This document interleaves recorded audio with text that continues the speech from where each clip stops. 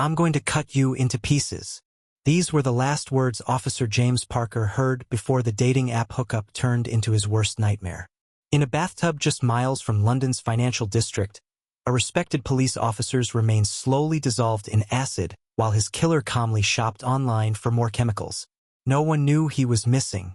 No one knew where he had gone. And the killer believed no one would ever find out. Welcome to Silent Crime Witness. Thank you for joining us today. If you're new here, we truly appreciate you taking the time to watch. Please hit that subscribe button to support our channel as we bring these important stories to light. Today, we dive into the dark underbelly of the digital dating world, where the line between pleasure and peril can disappear with a single swipe. The internet has transformed how we connect. Dating apps promise instant gratification at our fingertips. But as you're about to discover, sometimes the person behind the profile is hiding much more than just their real name. April 1st, 2021. A crisp spring afternoon in Westbrook City. Officer James Parker finished lunch with an old colleague and checked his watch. He should have been heading back to the police station where he'd worked for over 25 years. Instead, he pulled out his phone and opened the dating app Matcher. Looking for hot, dirty, sleazy session now, he typed, sending the message to 3 different users. No response. James tried again, messaging a 4th user. Free this afternoon. Looking for NSA fun. Can host or travel. This time, a reply came almost instantly. I'm free. My place. I like it rough. The sender was Victor Moretti, a former financial analyst whose life had spiraled into a toxic blend of drug addiction and violent fantasy.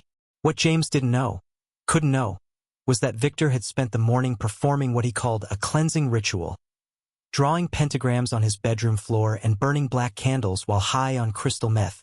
The dating app era has created the perfect hunting ground for predators, explained Detective Sarah Mitchell, who would later lead the investigation. Victims willingly isolate themselves with complete strangers based on nothing more than a few messages and photos. At 3:03 p.m., CCTV cameras captured James entering Victor's apartment building. He looked relaxed, even eager. The timestamp would later become crucial evidence. It marked the beginning of the last 2 hours of James Parker's life. Inside apartment 712, the initial encounter seemed to go as planned. Both men had been explicit about their interests in bondage and domination. James, despite his professional authority as a police officer, preferred to be submissive during sexual encounters. It's not uncommon for people in positions of power to seek the release of relinquishing control in intimate settings, explained Dr. Rebecca Hayes, a psychologist specializing in sexuality. But this natural desire created the perfect vulnerability for a predator like Victor to exploit. After their first sexual encounter, both men returned to the dating app, inviting others to join them. This seemingly insignificant detail would later confound investigators. Why would a killer invite witnesses to a murder scene? Detective Mitchell would later ask. It suggested the murder wasn't premeditated, at least not initially. But something changed in Victor's demeanor as they waited for responses. The crystal meth coursing through his system intensified his paranoia. In his drug-induced psychosis, he began to see James not as a sexual partner but as a threat, a demon sent to test him. James, still restrained to the bed with leather cuffs, noticed the shift. You're acting weird, he said, according to Victor's later confession. Maybe I should go.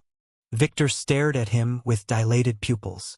No one's going anywhere, he whispered, reaching for a leather belt hanging on the bedpost. What happened next was reconstructed from physical evidence and Victor's eventual confession. As James struggled against his restraints, Victor wrapped the belt around his neck and pulled with savage force. I could see the evil leaving his body as he died. Victor would later tell police with chilling detachment. His eyes were the gateway, and I closed them forever. The medical examiner determined that James fought desperately for his life. Bruising on his wrists and ankles showed he had strained against the restraints with such force that he fractured his own wrist. But bound as he was, he had no chance of escape. At approximately 4:30 p.m., the doorbell rang. One of the men they had invited had arrived. Victor, now with a dead police officer in his bedroom, answered through the intercom. "We're having a situation here. Someone fell ill. We're taking care of it." The party's canceled. The visitor left without suspicion. In the world of casual hookups, last-minute cancellations were common. For the next 6 days, James Parker's body remained in Victor's apartment while a citywide search began for the missing officer. "The most disturbing aspect of this case was what happened after the murder," said prosecutor James Reynolds. "It revealed a level of depravity that shocked even veteran investigators." Inspired by the television series Breaking Bad, Victor decided to dissolve James's body in acid. CCTV footage from a nearby hardware store showed him carefully selecting large plastic containers, measuring them by placing them over his own head to ensure they would fit human body parts. He was methodical, almost scientific in his approach, Detective Mitchell explained. He purchased protective gloves, goggles, plastic sheeting, and several gallons of hydrofluoric acid. The cashier later recalled that Victor mentioned he was doing a deep cleaning project. Back in his apartment, Victor began the gruesome process of dismembering James's body. Using a knife and saw purchased specifically for this purpose, he cut the body into manageable pieces and placed them in the plastic containers with acid. The level of detachment required to dismember another human being is almost incomprehensible to most people, explained forensic psychologist Dr. Alan Parker. It suggests someone who has completely dehumanized their victim, seeing them as nothing more than an object to be disposed of. Victor's journal entries from this period, later discovered by police, revealed a disturbing mindset. "The demon is dissolving," he wrote on April 3rd. "I can see his essence returning to hell where it belongs. The acid is like holy water, purifying what was unclean." While Victor was engaged in this macabre task, James's partner Michael was growing increasingly desperate. James had never returned to work after lunch, and he wasn't answering his phone. Michael reported him missing that evening, setting in motion a massive police search. The challenge in this investigation was that no one in James's personal life knew about his activities on dating apps, explained Detective Mitchell. His partner had no idea he used Matcher, so that potential lead wasn't immediately available to us. For days, police searched hospitals, reviewed CCTV footage, and interviewed anyone who had seen James on the day he disappeared. His colleagues were baffled. James was reliable, conscientious, and had never disappeared before. "James was like a teddy bear," said Officer Thomas Wilson, who worked alongside James for 5 years. "He always spoke so quietly that I'd have to ask him to speak up. Everything was like a secret with him. Those secrets would prove to be James's undoing." But who was James Parker, really? On the surface, he was the model police officer, dedicated, compassionate, and respected by both colleagues and the community he served. Born in a small town outside Westbrook, James had joined the police force at 23, driven by a genuine desire to help others. Over his 25-year career, he had received numerous commendations for his work, particularly in community outreach and conflict resolution. James had this incredible ability to defuse tense situations, recalled Sergeant Maria Reynolds. He could walk into a heated argument and have everyone calm and talking within minutes. It was like a superpower. In his personal life, James had been in a committed relationship with Michael Thompson for 25 years. They lived in a modest home in the suburbs, where they hosted dinner parties for friends and tended to their garden. To all appearances, they were the perfect couple, stable, loving, and devoted to each other. "They were relationship goals," said Emma Davis, a neighbor who had known the couple for over a decade. "Always holding hands, always supporting each other. I never heard them argue, not once in all the years I knew them." But beneath this picture-perfect exterior, James harbored secrets that he kept hidden even from Michael. His colleagues at the police station had no idea he was gay, a fact he had concealed throughout his career, fearing discrimination in a profession that had historically been unwelcoming to LGBTQ+ individuals. When James joined the force in the 90s, being openly gay could end your career, explained Detective Mitchell. The culture has changed dramatically since then, but for officers of James's generation, the habit of secrecy was deeply ingrained. Even more hidden was James's secret life as an avid user of dating apps, particularly Matcher. Analysis of his phone revealed he had been using the app for at least 3 years, arranging casual encounters with dozens of men, all while maintaining his relationship with Michael. This kind of compartmentalization is more common than people realize, explained Dr. Hayes. Individuals create separate mental categories for different aspects of their lives, allowing them to engage in behaviors that contradict their primary relationships without experiencing cognitive dissonance. For James, this compartmentalization extended to his sexual preferences.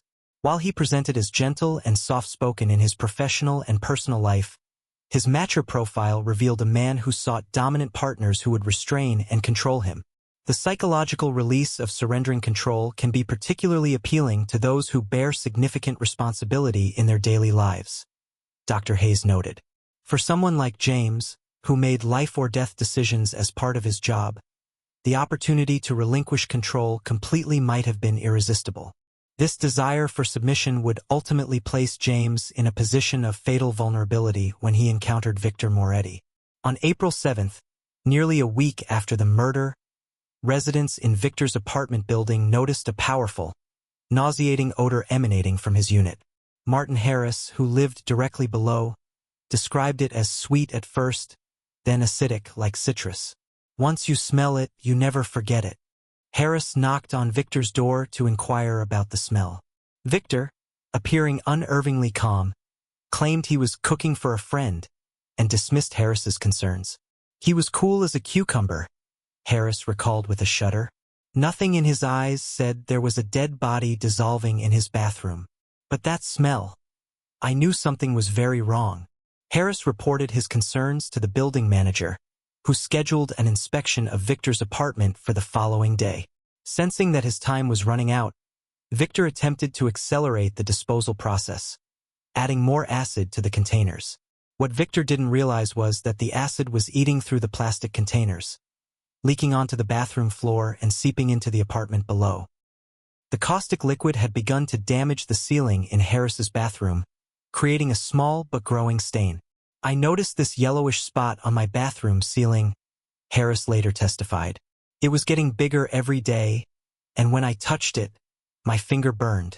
That's when I knew this wasn't just some bad cooking. On April 8th, when the building manager knocked on his door for the scheduled inspection, Victor refused entry, claiming he was ill.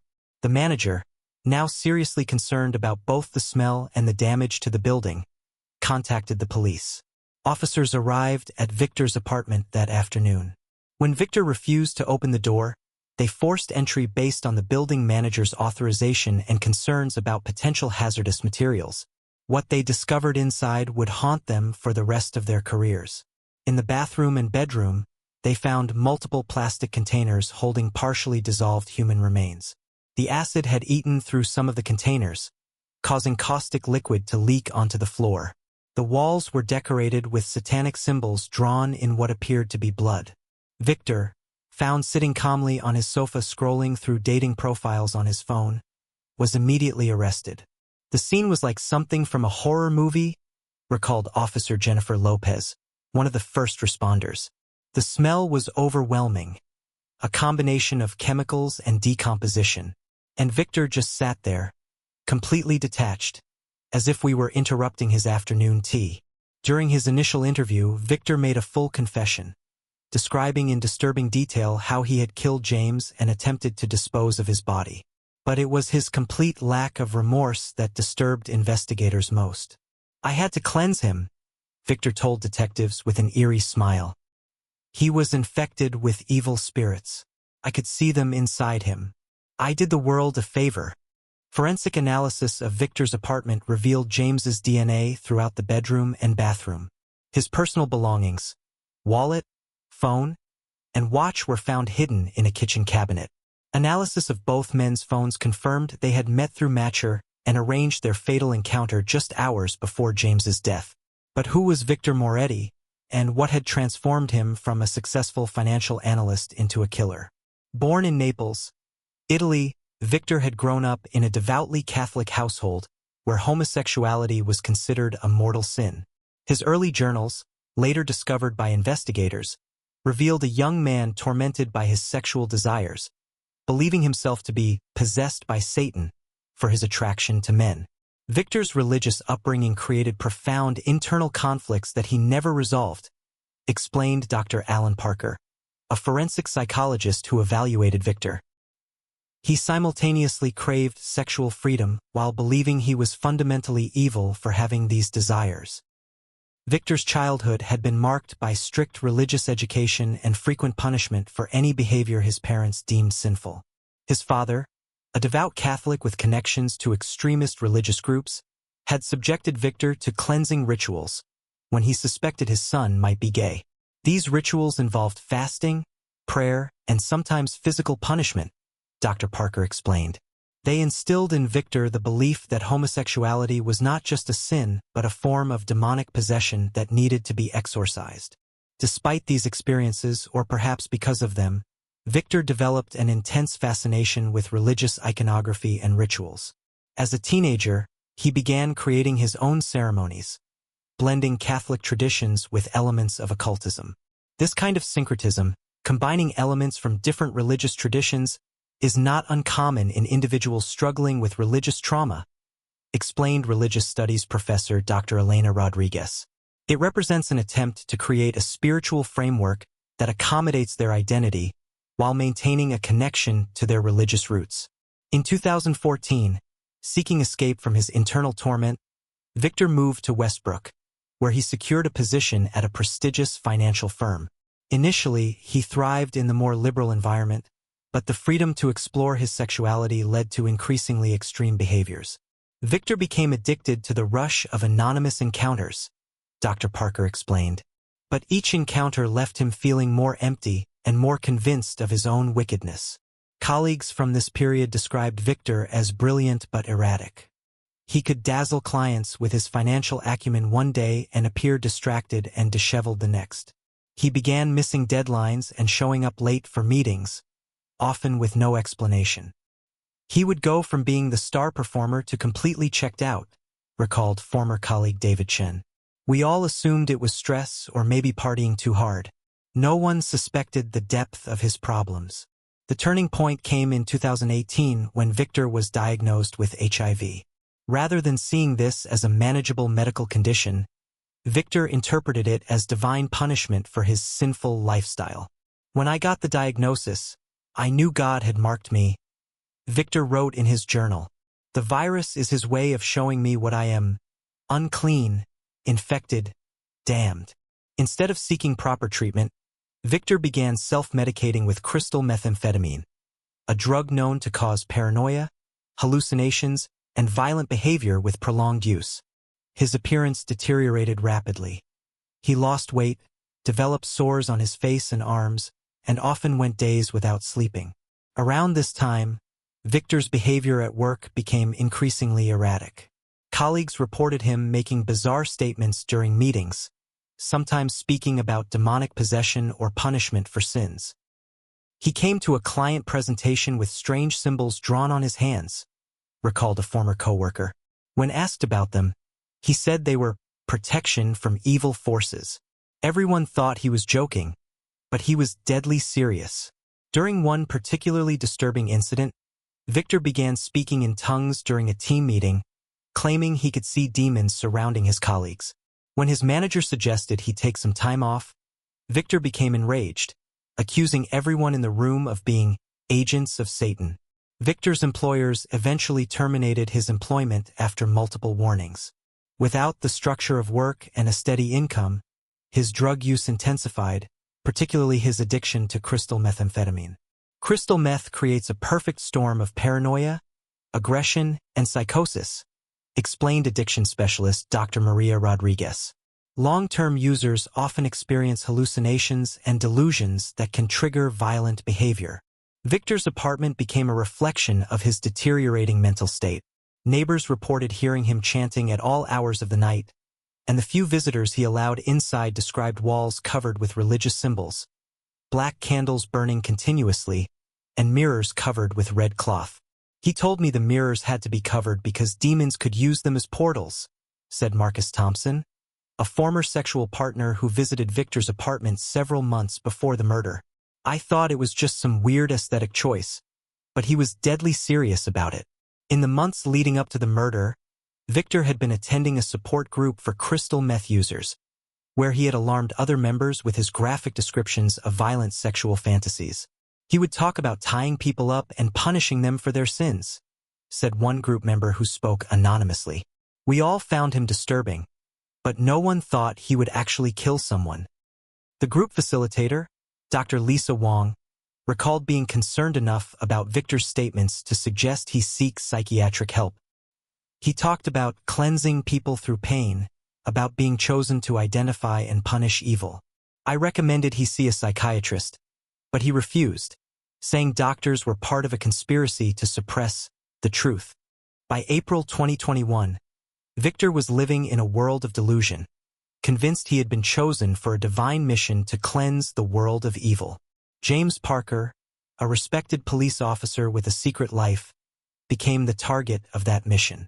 The fatal encounter between James and Victor represents a perfect storm of vulnerability and predation, a collision of two secret lives that ended in tragedy. What makes this case so disturbing is how easily it could have been prevented, noted Detective Mitchell. If James had told someone where he was going, if Victor's concerning behavior had been reported to authorities, if either man had made different choices that day, James might still be alive. Instead, a respected police officer ended up dissolved in acid, and a brilliant financial analyst became a remorseless killer. All because of a dating app that promised connection but delivered death. The trial, which began in January 2022, captivated the public with its lurid details of sex, drugs, and occult rituals.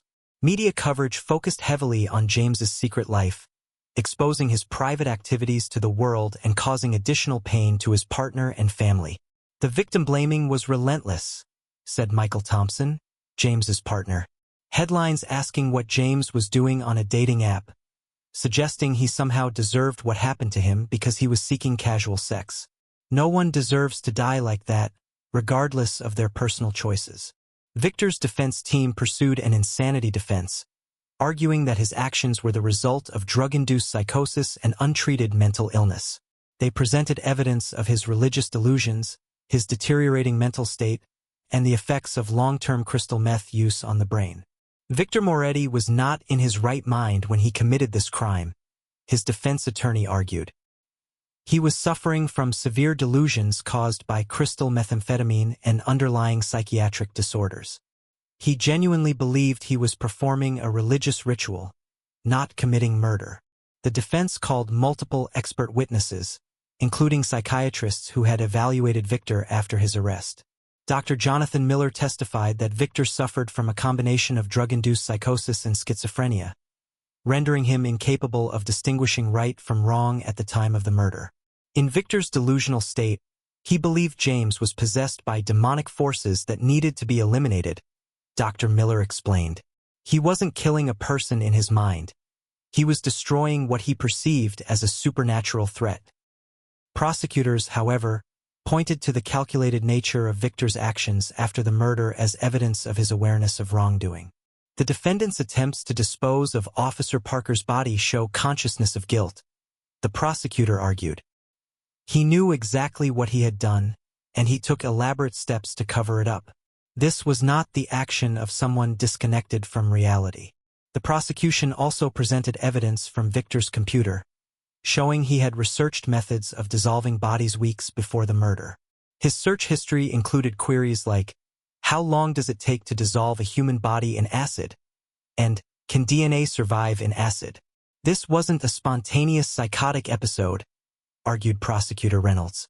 This was a calculated murder committed by a man who knew exactly what he was doing and took steps to avoid getting caught. Perhaps the most damning evidence came from Victor's own journal, in which he had written detailed plans for what he called the cleansing days before meeting James. I will find a vessel of sin, he wrote on March 28, 2021. Someone who appears pure on the outside but harbors darkness within. I will bind them, cleanse them with pain, and send their demon back to hell. Then I will erase all evidence of their existence, as if they never were. The prosecution argued that this entry showed premeditation and an understanding that what he planned to do was illegal. Why else would he need to erase all evidence? The trial also featured testimony from experts on dating app safety, who explained how apps like Matcher can create dangerous situations by encouraging users to meet strangers in private locations. These apps prioritize convenience and immediate gratification over safety, explained Dr. Jonathan Blake, a cybersecurity expert. They create an illusion of intimacy through messaging that can lead users to trust people they know nothing about. After a 6-week trial and 3 days of deliberation, the jury rejected the insanity defense and found Victor guilty of first-degree murder.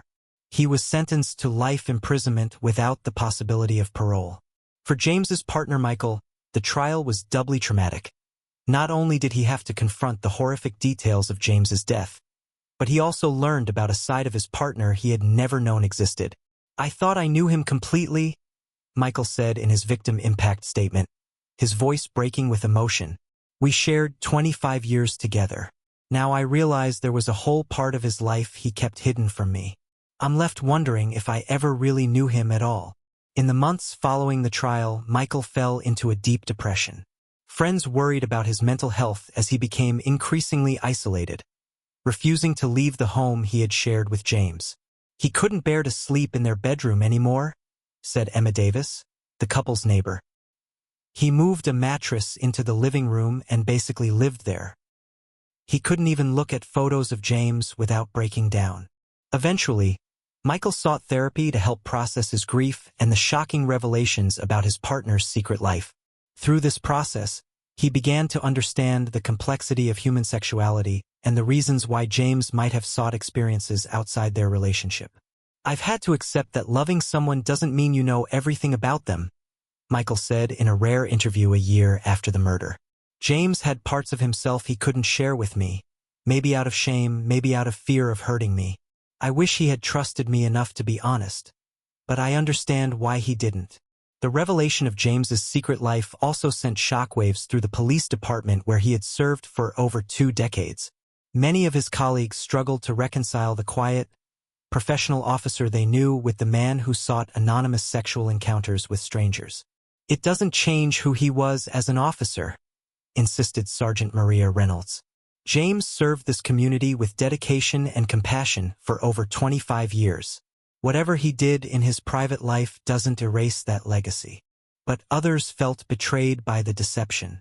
"He was enforcing the law while breaking department policies about off-duty conduct," said one officer who requested anonymity. "It makes you wonder what else he might have been hiding." The department implemented new training programs on personal safety and the risks of online dating in the wake of James's death.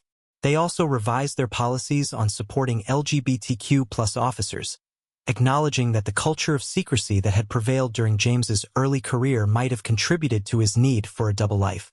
"We want all our officers to feel they can be their authentic selves at work," said Police Chief Robert Johnson. "No one should feel they need to hide who they are or who they love." James's death has forced us to confront some uncomfortable truths about our department culture. The case of James Parker and Victor Moretti highlights the complex intersection of technology, sexuality, and violence in the modern world. Dating apps have created unprecedented opportunities for connection, but they have also opened new avenues for predators to access potential victims. The anonymity of these apps is both their appeal and their danger, explains cybersecurity expert Dr. Jonathan Blake. Users often know very little about the person they're meeting beyond what that person has chosen to share. This creates a perfect hunting ground for those with malicious intent. Statistics reveal a disturbing trend. Crimes linked to dating apps have increased by 382% in the past 5 years, according to a recent study by the Cyber Safety Research Center. These crimes range from sexual assault and robbery to murder, with victims often targeted specifically because they are unlikely to tell others about their plans to meet someone from a dating app. Predators look for victims who are likely to keep their meeting secret, explained criminologist Dr. Sarah Johnson. People who are cheating on partners, those who are closeted about their sexuality, or individuals engaging in stigmatized activities like drug use or fetish sex are particularly vulnerable because they're less likely to share their whereabouts with friends or family. In the aftermath of James's murder, dating app Matcher implemented additional safety features, including improved user verification and an emergency alert system. The app now encourages users to meet in public places first and provides tools for sharing location information with trusted contacts. But experts warn that no technological solution can completely eliminate the risks of meeting strangers. The digital world has transformed how we connect with others, but it hasn't changed human nature, concluded Dr. Blake. Predators have always existed. Technology has just given them new hunting grounds.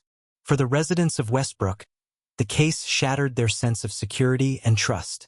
The revelation that a respected police officer had been living a double life, and that a brutal killer had been living in their midst, forced many to reconsider their assumptions about the people around them.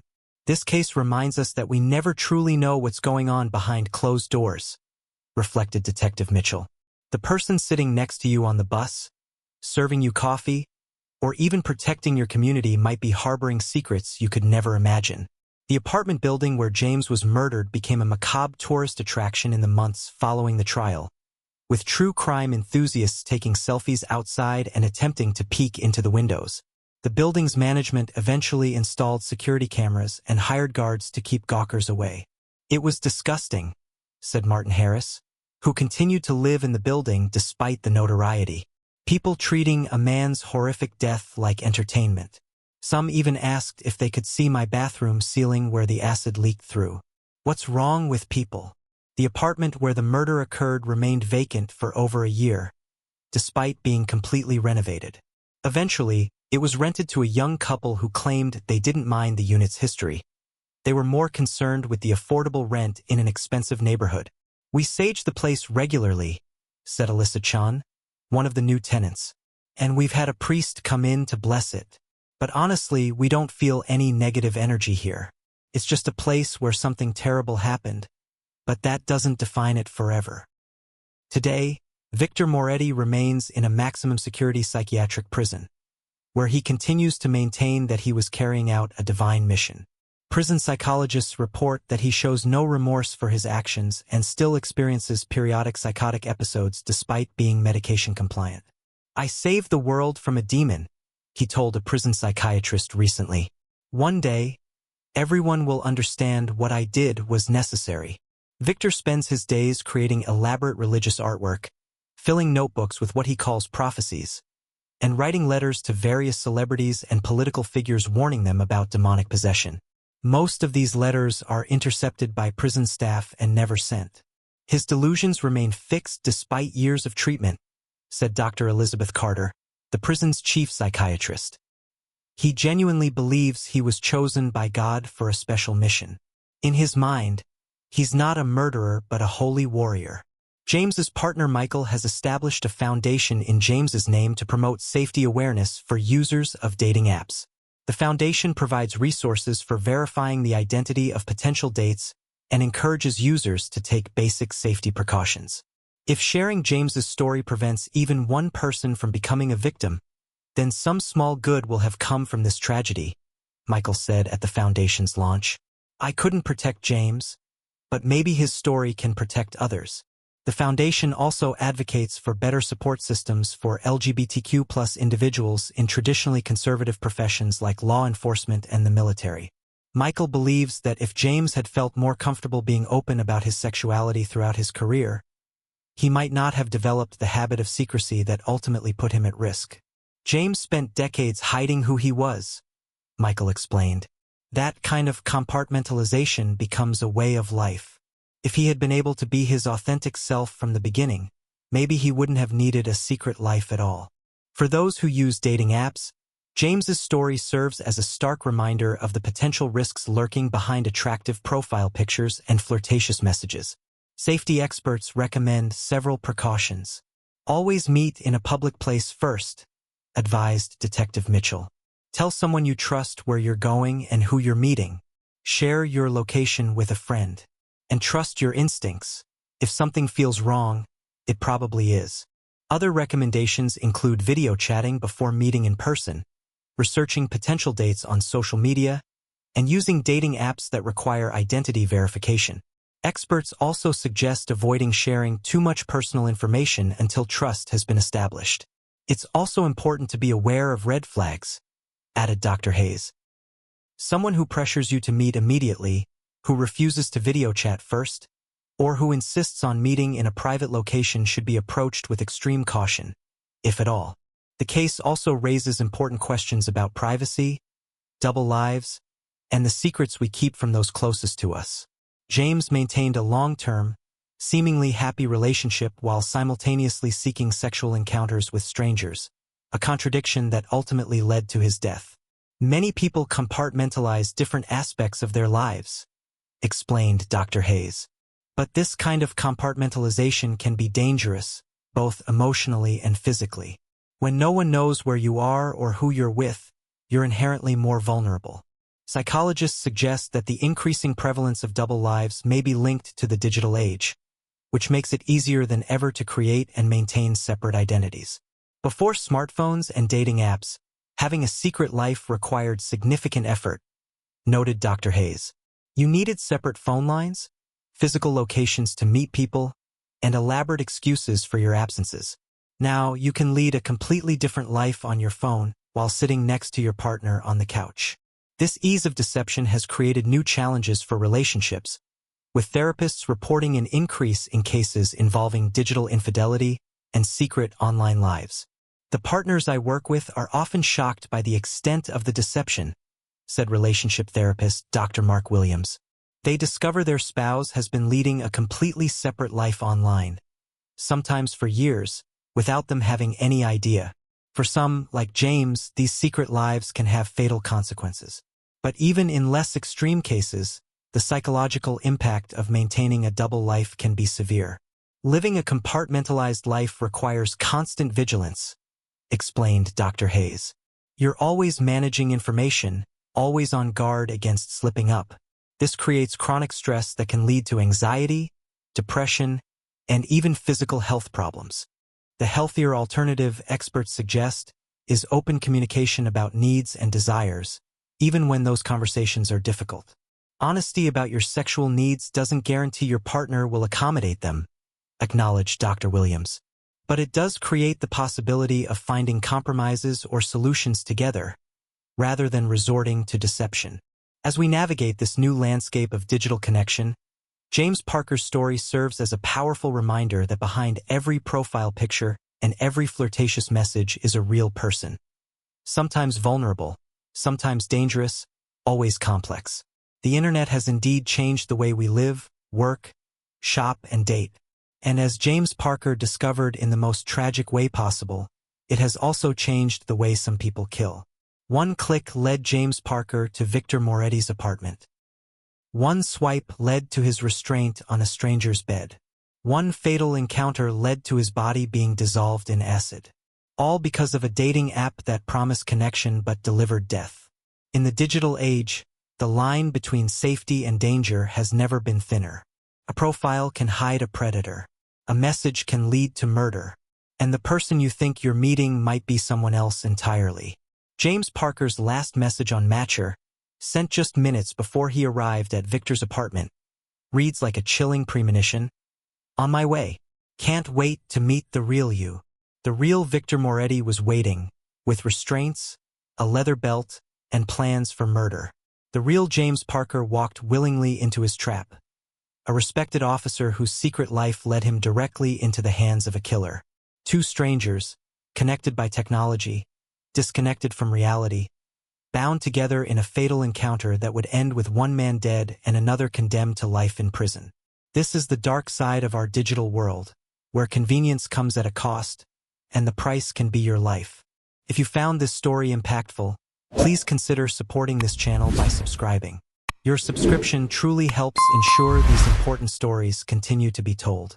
Like this video if you want others to see it, and share your thoughts in the comments below. I'll be back tomorrow with another case that deserves to be examined in full. Until then, stay vigilant, stay safe, and remember, in the digital age, the person behind the profile may not be who they appear to be.